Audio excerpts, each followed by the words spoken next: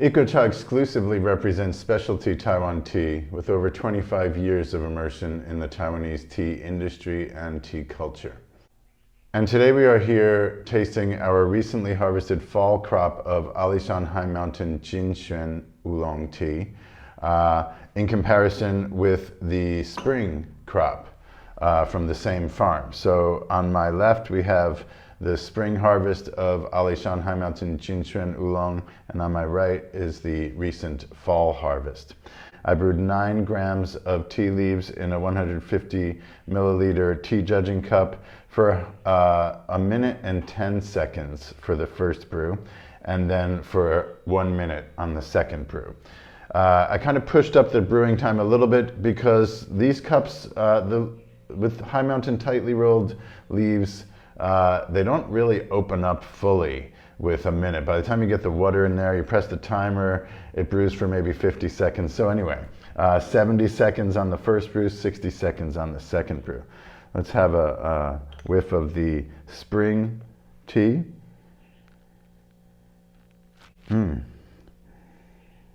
More of a kind of stronger aroma, basically, on the fall. A little bit more foresty than the spring. The spring had a kind of a herbal freshness to it.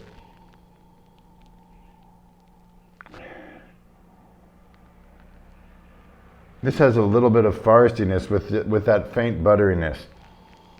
Before we go ahead and taste, I'll take a quick look at the leaves here.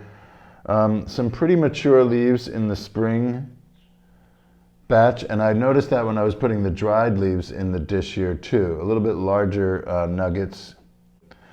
Some good substantial stem on there, showing that the leaves did mature fairly fully. But then it's mixed with some younger growth for sure. And on the fall side of things here, stems are definitely thinner, noticeably thinner.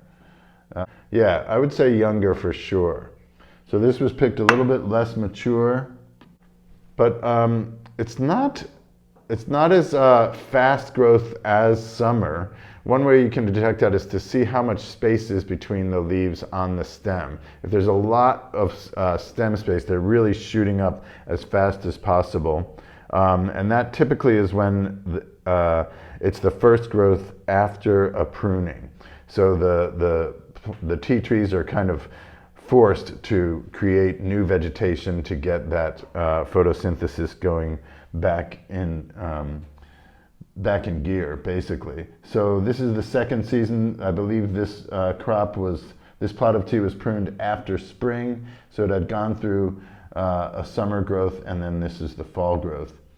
Yeah, more uniform. You can see by the dried leaves too that the leaves are smaller and more uniform. Over here in the spring, I'd say it's considerably a more mature crop that got harvested in the spring. See if I can smell anything after these leaves have been dumped. Yeah, you can smell the butteriness. It's just a subtle character. I think the leaves were just packed in there, so I couldn't really get the aromatic notes as well. There's something quite distinctly different here. I'm getting a kind of sweeter, fruity kind of note coming now from the fall tea. I think I don't know. I think they're just quite different in character and consistency. I was about to say that the fall harvest was more oxidized, but visually it just doesn't show that. When I tasted this, when I first tasted it, when we decided to source it, I was like, okay, it is more oxidized. It has a little bit of a deeper, kind of a dark green, leafy, foresty character, balancing out the buttery, creamy characteristic of a Jin Xuan. My feelings were that it was kind of appropriate for a fall tea, a little bit more of a less flowery and less sweet and buttery, more of a kind of savory character. Okay, I'm going to go with the first brew of the spring tea.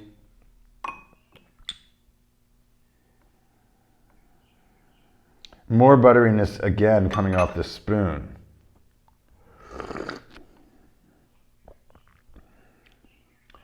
Creamy, buttery popcorn, yum. Definitely tastes like classic Jin Xuan. Okay, I'm going to switch to fall first brew.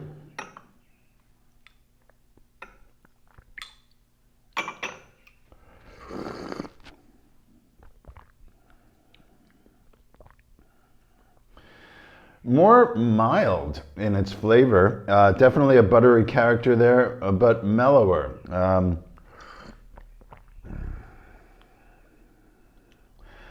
Something like Swiss chard, buttered Swiss chard. So it has this kind of mild, savory profile. That's what I kind of remember the first time I was tasting it. I'm gonna go back, see what I feel is different. Definitely a noticeable difference in flavor.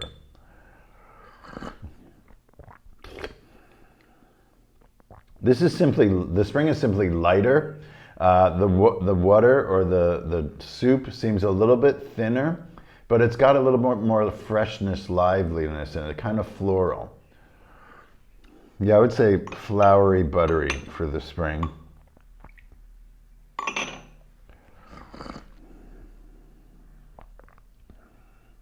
More of a dark green leafy character, and then the buttery finish for sure. A little bit thicker. The brewed tea, I already kind of consumed the first brew.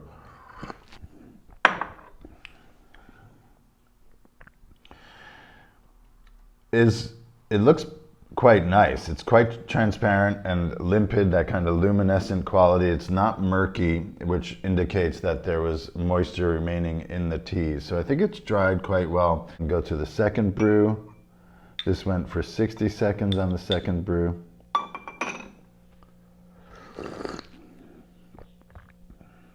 Okay. Definitely thicker and fuller flavored than the first brew, so it must have just needed some time to open up.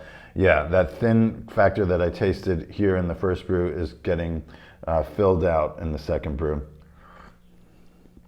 Very satisfying, classic high mountain Jin Xuan Oolong character in the spring. This is the same farm. The in-between harvest, the summer harvest, something, well, the farmer said that they observed that it was bug bitten. So in my understanding, they didn't spell it out as clearly as I'm saying now, but because it was bug bitten, I'm almost sure that they pushed the oxidation significantly more than the normal standard processing. And it was really different. I mean, I liked the way it tasted, but we chose not to source the summer crop because it was just too different from our normal Alishan High Mountain Jin Xuan Oolong. We didn't want our fans to be like, what's this? This is completely not what I'm used to. So there is that factor that we need to consider in what batches. I think that batch would be very suitable for roasting and possibly turn into something like a concubine oolong, having the bug-bitten honey essence aroma come out. So we actually went to an alternative source. It's our source of Alishan. That was all written about and blogged about. You can look up the blog post to read about the summer batch. We really liked it. And so now we're back to our ongoing source because we simply like their whole setup the most. It's a smaller operation, husband and wife, home factory, just the kind of thing that we most want to support here. Also fuller. It's got a little more punch, the fall.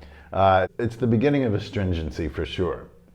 It's a little bit dry and just brings out, makes the flavors pop a lot more. Interesting. Yeah, the fall harvest is a little more vegetal, but has a very distinct and stronger flavor profile with that buttery finish. But there's something more dark green leafy about it. It reminds me of Swiss chard, sauteed in butter. In line with our ongoing batches of Alishan High Mountain Jin Xuan tea. One of the factors that we have mentioned along with our other High Mountain Oolong teas is that summer and fall harvests are significantly cheaper than spring and winter, and that is true of this fall batch of Alishan High Mountain Jin Xuan as well. So there we have it. Alishan High Mountain Jin Xuan Oolong tea fall harvest is on the shelf now. Do yourself a favor and try each season as much as possible so that you can really experience the same produce from the same farm as they go through their different seasonal cycles. If you haven't already, please subscribe to our YouTube channel and click that like button and share this video with anyone that you think might be interested in hearing about this kind of stuff. And thanks for being with us. We'll see you next time.